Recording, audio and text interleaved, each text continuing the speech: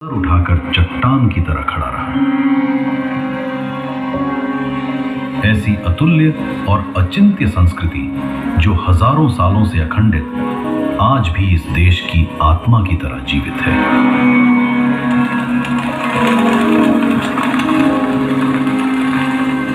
मनुष्य जाति को संगीत के सुर हमने ही दिए। ज्ञान विज्ञान का मूल स्त्रीत ये आर्यावर्त ही रहा। उन्नत आयुर्वेद का कारण ही महाभारत के भीष्म 250 वर्ष की अवस्था में युद्ध के मैदान में थे। गणित के मूल सूत्र, अग्नि विद्या, शब्द विज्ञान, रंगों की विद्या, रसायन विद्या, शल्य चिकित्सा, ब्रह्मांड का ज्ञान, खगोल विद्या, नाट्य शास्त्र, योग विद्या, वास्तुकला, हमने ही तो दुनिया को दी। अणु और परमाणु विद्या के स्रोत हम ही थे। हमारे ही चक्रवर्ती सम्राटों के आधिपत्य को विश्व भर के राजा स्वीकार करते थे। मनुष्य समाज को संविधान भी हमने ही मनुस्मृति के रूप में दिया। कानून इतना मजबूत था कि कहते हैं कि हवा भी चलने से डरती थी कि कहीं मेरे चलने से किसी स्त्री का आंचल ना उड़ जाए। मर्यादा इतनी उच्च कि लक्ष्मण माता सीता के गहने भी ना पहचान सके। न थी ऊंच नीच, न बाढ़, न सूखा, न गरीबी, न छुआछूत। व्यापार में हम अग्रणी और संपन्नता के कारण हम कहलाते थे सोने की चिड़िया। ये सब वेद मार्ग के अनुकरण का ही तो परिणाम था। आत्मा तो अमर है, लेकिन शरीर कभी कभी मलिन हो जाता है।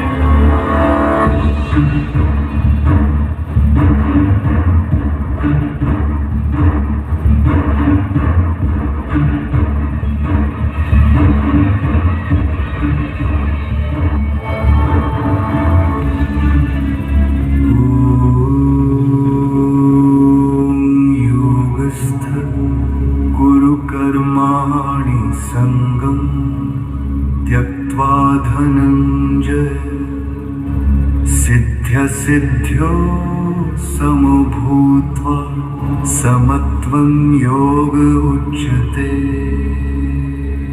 महाभारत के भीषण युद्ध में श्री कृष्ण ने भारत के ज्ञान की झलक मात्र गीता के स्वरूप में सुनाई। लेकिन महाभारत के महाविनाशकारी युद्ध ने हमें केवल दिया ही नहीं, हमसे बहुत कुछ ले भी लिया। धर्म की रक्षा तो हुई, किंतु विनाश भी बहुत हुआ, महाविनाश। युद्ध में धर्म का अनुसरण करने वाले बड़े बड़े योद्धा वीर गति को प्राप्त हुए। बड़े बड़े आचार्य संसार से विदा हुए। बड़े बड़े राजा, चक्रवर्ती सम्राट विदा हुए और राज सत्ताएं कमजोर हो गई। जो बचे उन्होंने अपना स्वार्थ साधने के लिए धर्म की बलि दे दी और समय के वेग में ज्ञान पीछे छूट गया। वेदों का गलत अर्थ बताकर उसी नए गलत अर्थ को ज्ञान की तरह प्रकाशित किया गया। राजसत्ताएं सेवा का धर्म छोड़कर ऐशो आराम को अपना लक्ष्य बना बैठे। 12वीं 13वीं शताब्दी आते आते ये सोने की चिड़िया गुलाम होने लगी थी। ओम नमः शिवाय। जब सोमनाथ का मंदिर लूटा जा रहा था, तब हम हाथ जोड़कर भगवान से प्रार्थना कर रहे थे कि अपनी भी रक्षा करो और हमारी भी। कर्म को छोड़ केवल प्रार्थना पर ही आश्रित रहे। हमारी सत्ताएं कमजोर पड़ चुकी थी, इसलिए बाहरी आक्रांताओं का विरोध न कर सकी। महाभारत के बाद वर्ण व्यवस्था बिगड़ चुकी थी। अब कर्म के आधार पर नहीं, जन्म के आधार पर जातियां बांटी थीं। ब्राह्मण बनने के लिए अब ज्ञान जरूरी न था। क्षत्रिय कहलाने के लिए न बाहुबल और न अस्त्र शस्त्र की विद्या। जो शूद्र के घर पैदा हुआ, ज्ञान अर्जित करने के बाद भी समाज से बहिष्कृत ही रहा। परिणाम स्वरूप जो भारत कभी जगत गुरु हुआ करता था, आज ज्ञान के क्षीण होने से आक्रांताओं के अधीन था। जिस धरती के ज्ञानियों के ज्ञान और क्षत्रियों के बल से दुनिया थरथर कांपती थी, आज भरे बाजार लूटी जा रही थी। भारत की अमर आत्मा, उसकी संस्कृति अब अपना स्वरूप खोने लगी थी। घूंघट, सती प्रथा, रात्रि विवाह, बाल विवाह जैसी कुरीतियां आक्रांताओं की बुरी नजरों से बचे रहने के लिए शुरू होने लगी। जब इन कुरीतियों से हिंदू समाज को हानि और मुगल सत्ताओं को लाभ होने लगा, तो इन सबको धर्म की बातें कहकर महिमा मंडित किया जाने लगा। शिव को नशेड़ी बताया ताकि खुद भांग पीने को धर्म बताया जा सके।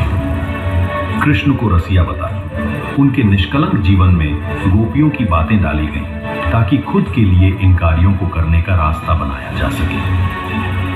हम इसी सब चरित्रहीनता में फंसकर गरीब होते चले गए। मंदिर नष्ट किए गए, विश्वविद्यालय तोड़े गए और पुस्तकालयों को जला दिया गया। गुरुकुल प्रणाली नष्ट हो गई। हिंदी संस्कृत की जगह उर्दू फारसी आ गई। सबसे बड़ी हानि तो ये हुई कि हम इतने अक्षम हो गए कि ये भी न जान पाए कि हम गुलाम कब हो गए। धीरे धीरे हम पश्चिम के अधीन होते गए। मिट गया हमारा आत्मज्ञान और खो गया स्वाभिमान।